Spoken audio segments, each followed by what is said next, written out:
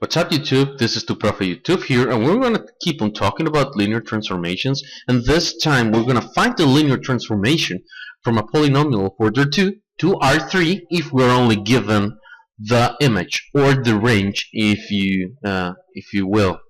So this looks very difficult, but it's not really difficult. It's not difficult at all. The first step, we need to find the base for A. A is the set of vectors of the range.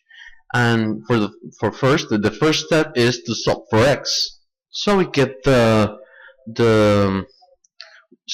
turn this into a linear combination in terms of z and y, as you can see here on screen. So let's see. We need to find an x, y, and z.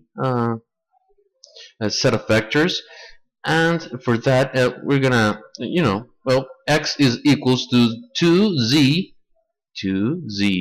minus 3y. Y is y and z is z. So we find this linear combination for these vectors. So y plus z times a vector, that's gonna give us the vector we just wrote down. And for this to be equals to minus 3y, we're gonna multiply by minus 3y, and z, it's gonna be multiplied by 2. So as you can see, minus 3 times y, that's minus 3, and 2 times z, it's equals to 2z. So we're set. We're all set. We're okay.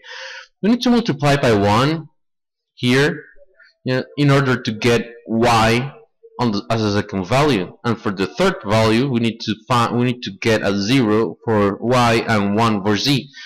And as you can see, this is the set of vectors. This is a base for A, which is the set of vectors of the range. There you have it. Nice, huh? So cool.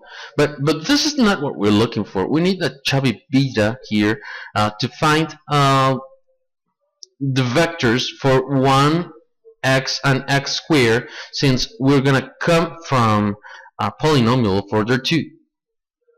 It makes sense, right?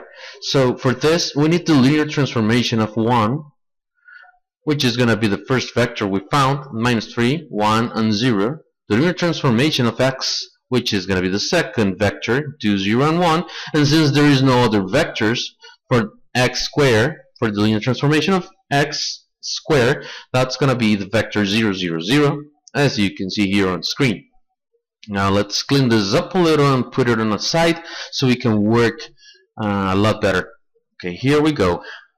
Now, in order to get the transformation, the linear transformation of a polynomial of equals to a plus bx plus cx squared, we're gonna equal it to a times the linear transformation of 1 plus b, the linear transformation of x, plus c, the linear transformation of x squared.